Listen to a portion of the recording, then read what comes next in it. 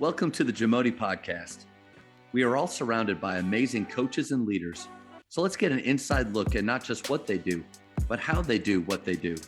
After all, becoming the best versions of ourselves is JAMODI, just a matter of doing it. Coaches, the JAMODI podcast is powered by Shoot 360. The future of basketball has arrived in Dallas-Fort Worth. Shoot 360 combines the latest sports technology with the fundamentals of basketball skill development. The result is a one-of-a-kind video game-like basketball program designed to improve your shooting, dribbling, and passing. Visit shoot360dfw.com to learn more and register for your free 1-hour workout evaluation. Shoot 360, the future of basketball is here. At the high school level, most high schools, we don't know or we don't get to control the players that come in. And so there's this idea that every year, depending on the talent that's in the school, in the gym, I've got to change and tweak my style a little bit. At college level, I mean, you do get to recruit the players that you like, that fit the way that you want to play. But for you, how much of it is style based, or I'm going to change my style based on the players that I have?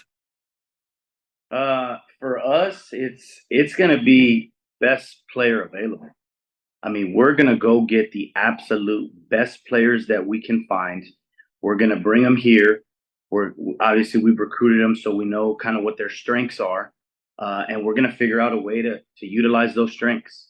Obviously, we want to play a certain type of way. Like, I want to guard and be tough and be aggressive. You know, we want to attack, but I'm going to find the best player available, and I'm going to use that player's skill set to the best of his ability and my ability.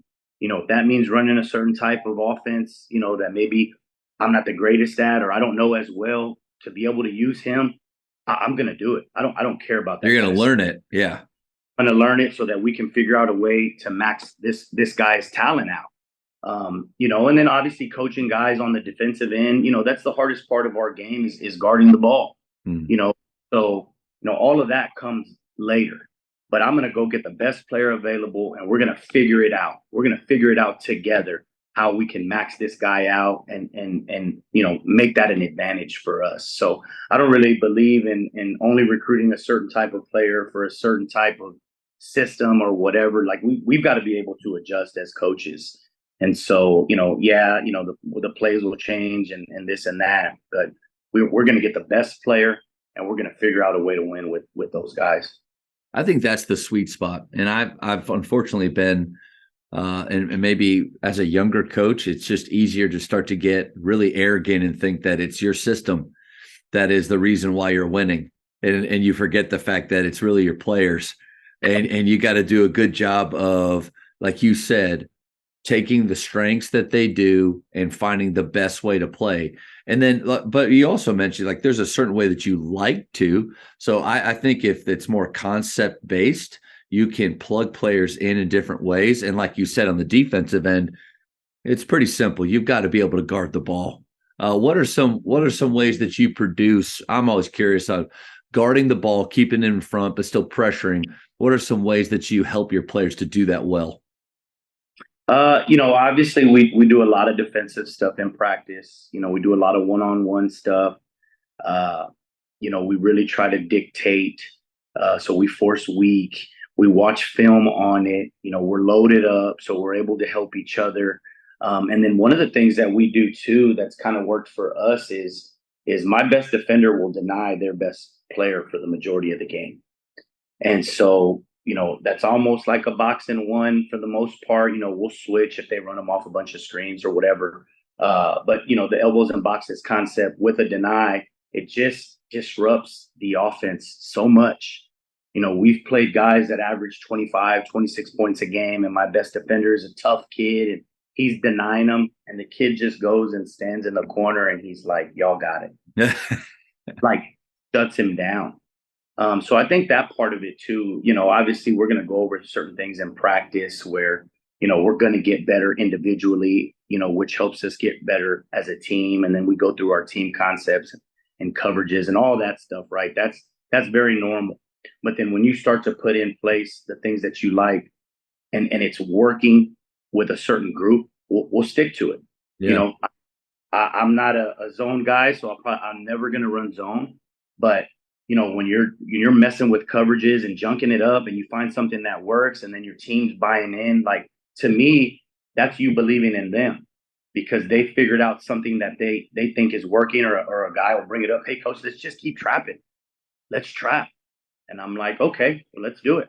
We work on it in practice. I mean, we're doing shell for 45 minutes a day, grinding them, and if they say they believe in something, we're going to do it.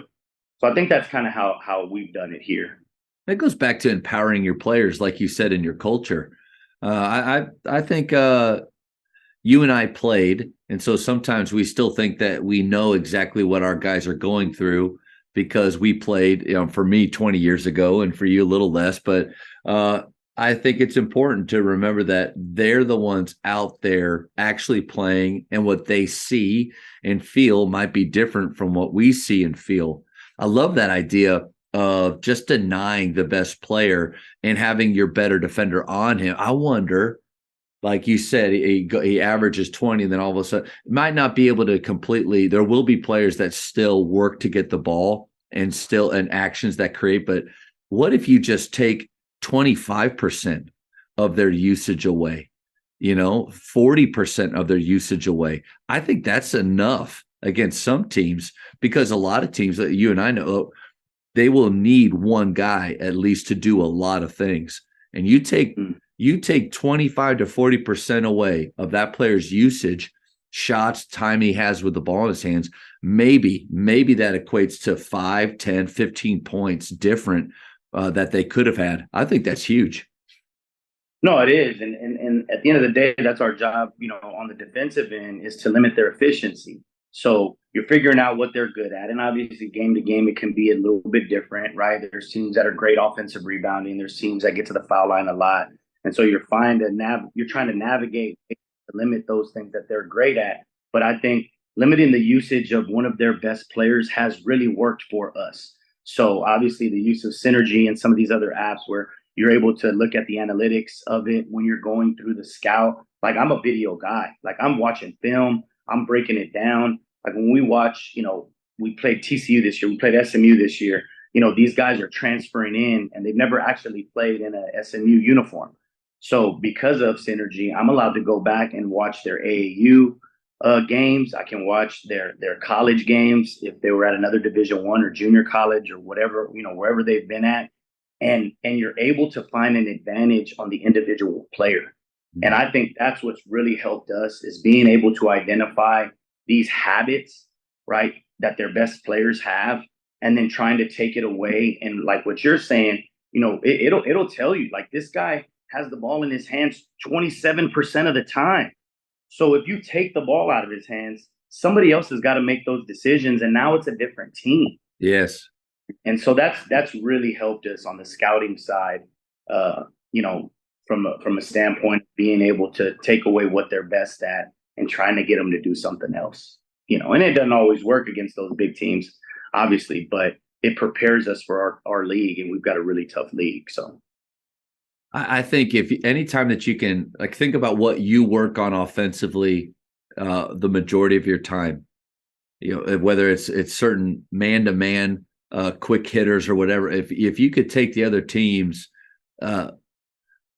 take what they do a majority of the time in practice and basically wipe it out, make it obsolete or make it different, then, like you said, all of a sudden you're playing against a team that's a little bit uncomfortable or just doing a few things. There's this whole Tyler Costin has this lock left offense or defense that he's working on, where the whole idea is just push every player left.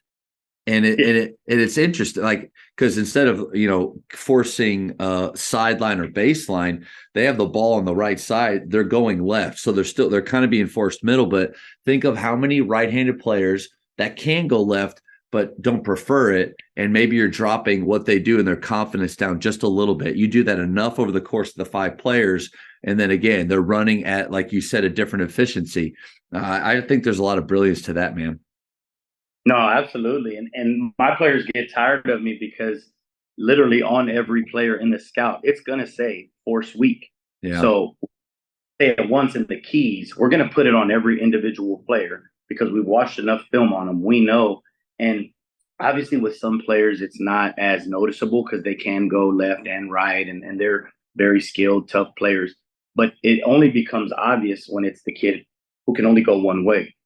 And I'm like, you guys are taking it to the extreme on him because he's so good with one hand and so bad with the other. But it actually works with the other guys as well. Yep. And so that's something that we really try to emphasize. But I agree. I mean, you can really change the makeup of a game by being able to do that. Thank you for checking out today's episode. Please take a moment to subscribe to this podcast, share it with your fellow coaches, and find us on social media for what's coming up next on the JAMODI podcast. It's just a matter of doing it.